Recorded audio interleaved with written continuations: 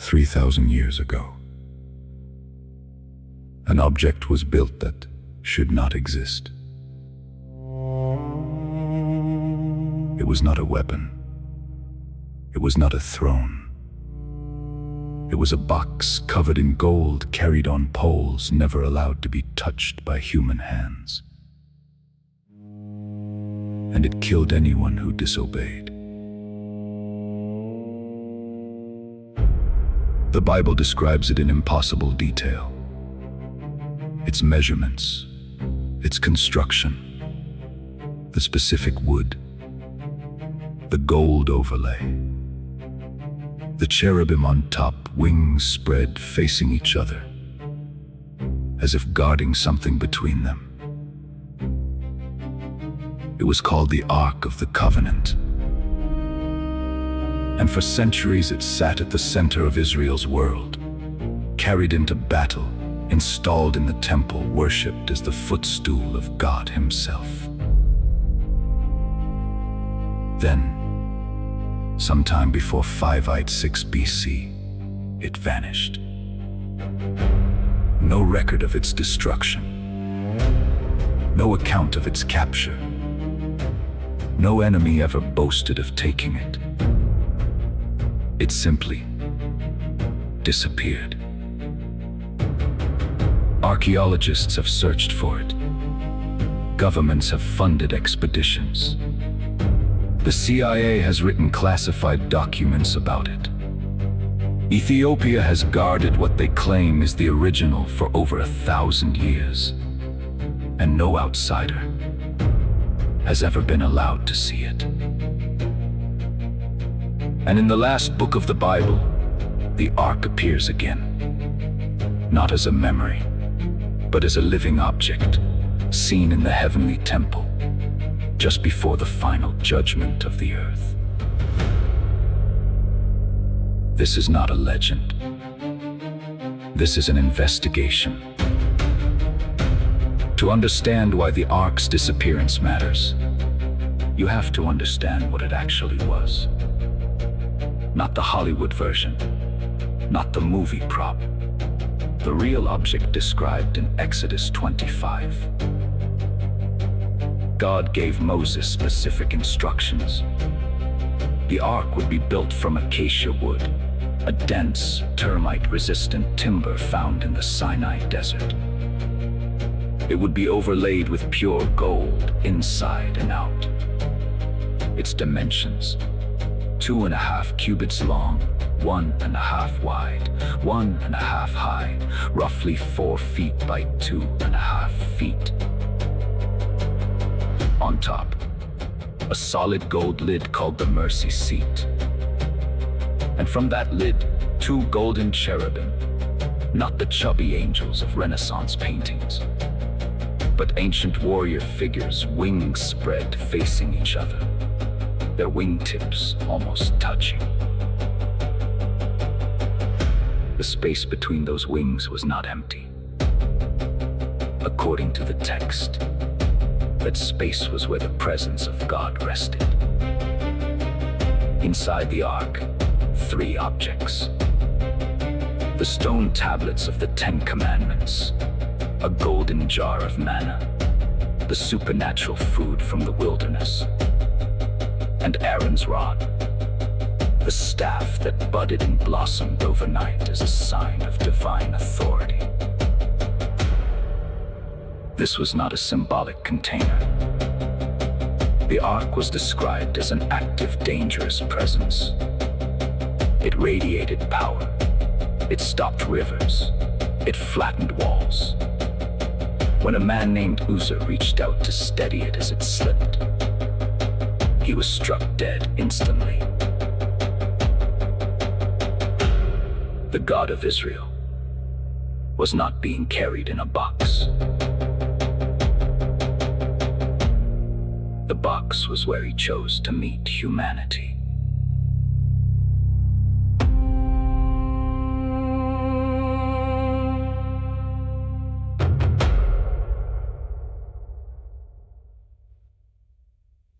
The Old Testament that the Old Testament does not treat the ark as a symbol. It treats it as a weapon. When Israel crossed the Jordan River, priests carrying the ark stepped into the water, and the river stopped flowing. The entire nation crossed on dry ground. At Jericho, the ark was carried around the city walls once a day for 6 days. On the 7th day, 7 times, and the walls fell. When the Philistines captured the ark after a battle and brought it into the temple of their god Dagon, the statue of Dagon was found the next morning, face down, prostrate before the ark. They set it upright. The following morning, not only had it fallen again, its head and hands had broken off at the threshold. Then a plague broke out across Philistine cities. Thousands died. After 7 months, the Philistines sent the ark back, loaded with gold offerings as a guilt payment, and begged for it to leave. Modern scholars have proposed theories.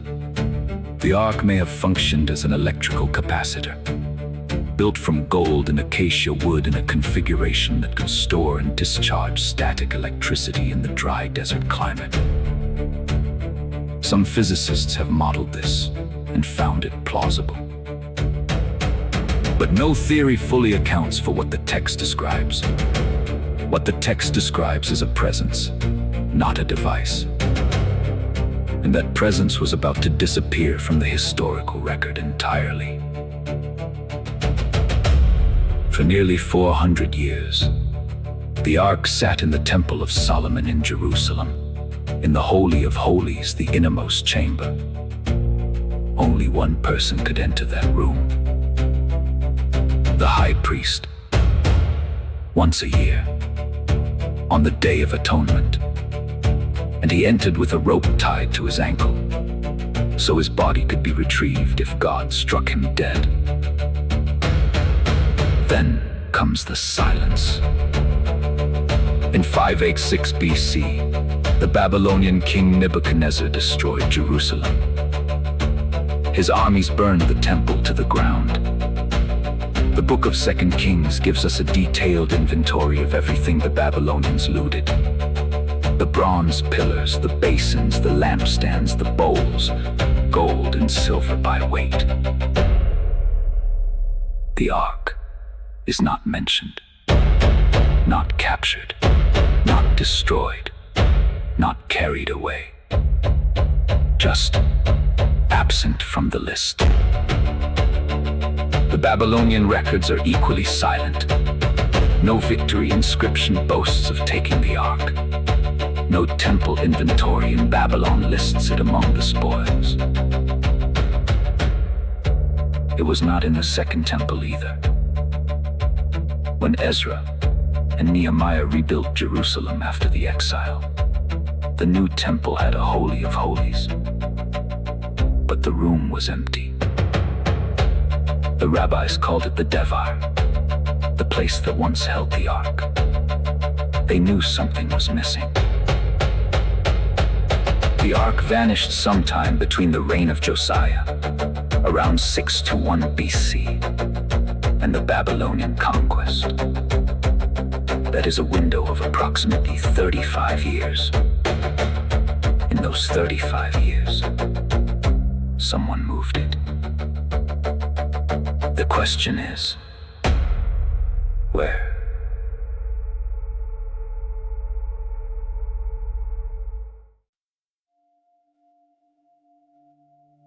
Over 2,000 years of searching have produced 3 serious theories. Not legends, not conspiracy. 3 historically grounded possibilities, each with evidence. The first theory: Ethiopia. The Ethiopian Orthodox Church has maintained for over 1,000 years that the Ark of the Covenant rests in a small chapel in Axum, the Church of Our Lady Mary of Zion. They call it the Tabot, Every Ethiopian Orthodox church in the world contains a replica of it. Their tradition traces the Ark's journey to Solomon himself. When the Queen of Sheba visited Jerusalem, she spent time with Solomon. According to the Kebra Nagast, the Ethiopian national epic, she returned home pregnant. Their son, Menelik I, later traveled to Jerusalem and, with the help of priests who were sons of Solomon's officials, secretly removed the Ark and brought it back to Ethiopia. Skeptics point out that this account appears in medieval texts, not contemporaneous records. But the Ethiopian claim predates the medieval period. The tradition appears in the church from at least the 4th century AD. The second theory, hidden beneath the Temple Mount. The prophet Jeremiah, shortly before the Babylonian siege, hid the Ark, along with the tent of meeting and the altar of incense, in a cave on Mount Nebo, across the Jordan. This account appears in 2nd Maccabees, and some scholars point to a Mishnaic tradition that the Ark was hidden in a subterranean passage beneath the temple, accessible through a specific chamber in the wood storage room. In 1981, Rabbi Yehuda Getz claimed he had located the Ark underground while excavating beneath the western wall. The tunnel was sealed by Israeli authorities before anyone could confirm or deny what he found. The third theory, Egypt, specifically a temple at Elephantine Island in the Nile, where a Jewish military colony existed between the 6th and 4th centuries BC. Papyri discovered there confirmed the colony maintained a temple, and some researchers believe the Ark may have been removed to Egypt before the Babylonian conquest, along with the colony itself. 3 locations, 3 documented traditions. All 3 have one thing in common. None have been excavated with full access. Not once. In 2025, a document surfaced, declassified by the CIA. It was an internal analysis from the 1980s. The document examined the geopolitical implications of a potential discovery of the Ark of the Covenant. Read that again. The Central Intelligence Agency of the United States had formally analyzed what would happen, politically, militarily, and religiously, if the Ark of the Covenant were found. The analysis was not theological. It was strategic. The CIA was concerned that a discovery of the Ark could destabilize the Middle East, inflame religious tensions across 3 major world faiths, and potentially trigger conflict over the Temple Mount, a site already at the center of one of the most volatile territorial disputes on Earth. The document concluded that the discovery of the Ark would be, quote, a geopolitical event of the first order. They were not writing about a relic. They were writing about a detonator. Think about what that means. Government analysts, people paid to assess real-world threats, looked at this object and concluded that its reappearance would reshape global politics. That is not the reaction you have to mythology. That is the reaction you have to something real. And it raises a question that no government document will answer. If the Ark is hidden, and the people who know where it is have kept that secret for 3,000 years, why? What are they protecting the world from?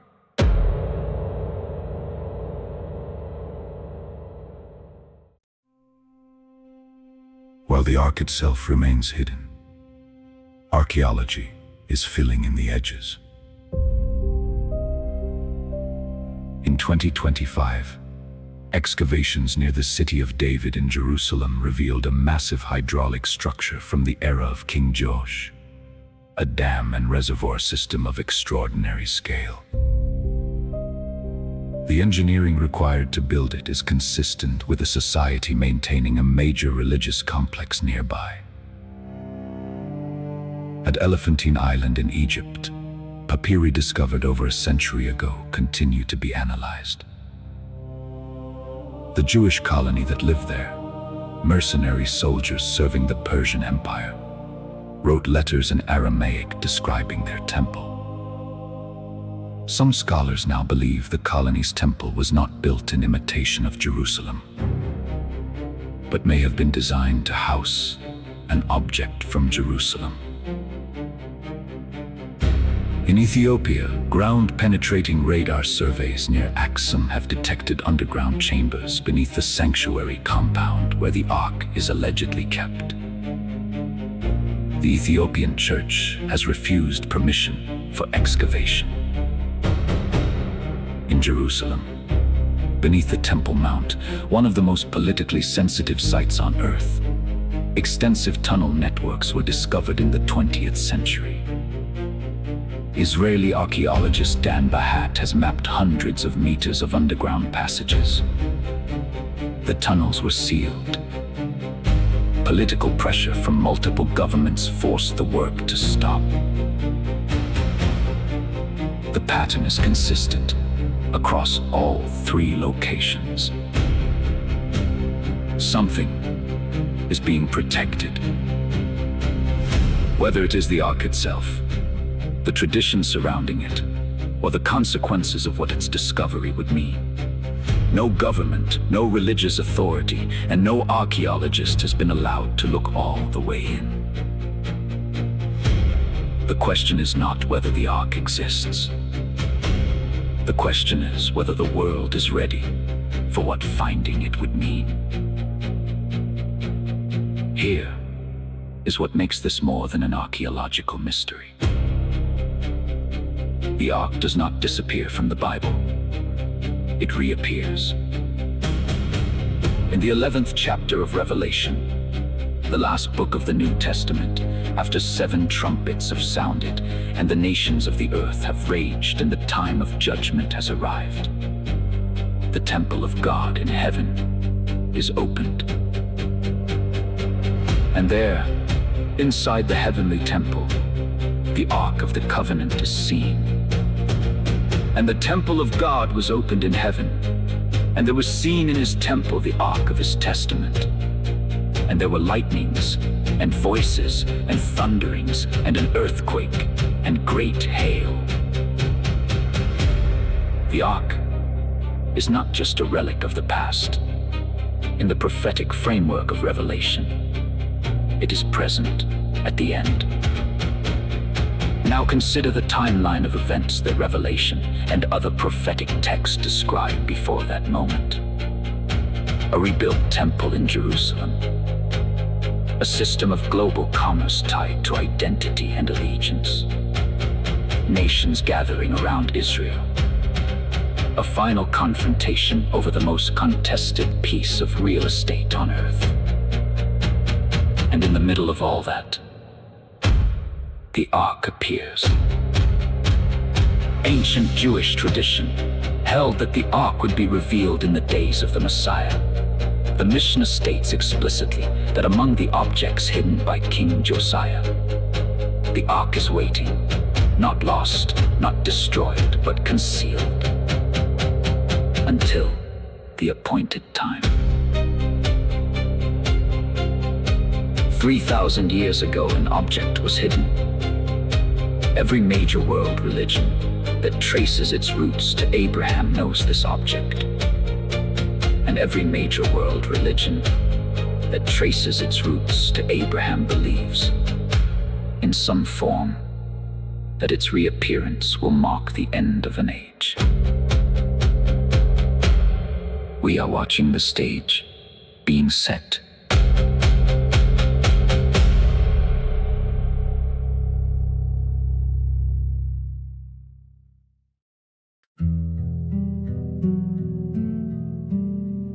Of all the theories, Ethiopia keeps returning. The guardian of what Ethiopia claims is the Ark. The man tasked with living in the chapel compound, never leaving, dedicated entirely to the object's protection, has given only one extended interview in modern times. He described an object that, in his words, is too dangerous to be seen. That even he, as guardian, may not look at it directly. That the chapel exists not to display the object, but to contain it. He described physical effects near the object, a sense of overwhelming presence of heat, of something that could not be approached without consequence. Researchers who have tried to gain access, scholars, journalists, documentary filmmakers, have all been refused. The Ethiopian Orthodox Church has never wavered. No external verification has been permitted. In 2009, the Patriarch of the Ethiopian Orthodox Church announced, briefly, that he intended to reveal the Ark to the world. The announcement made international headlines. Then, silence. No explanation was given. The announcement was never addressed again. What stopped him? We don't know. What we know is this. For over 1,000 years, a religious institution in one of the world's oldest Christian nations has maintained the claim, at enormous political and scholarly cost, that the literal Ark of the Covenant is in their possession. They have never sold that claim for recognition. They have never traded it for political favor. They have simply maintained it. That kind of silence, held for that long, demands to be taken seriously. 3,000 years ago, an object was built at the command of God. It was the dwelling place of the divine presence on earth. It stopped rivers. It broke walls. It killed men who touched it without authority. It sat at the center of the most important building in the ancient world. And it vanished without trace, without record, without explanation. And it is still missing. Every serious archaeologist who has studied the question agrees on one thing. The Ark was not destroyed. Objects of that significance, overlaid in gold of profound religious importance to multiple nations, are not simply melted down without record. They are taken. They are hidden. They are kept.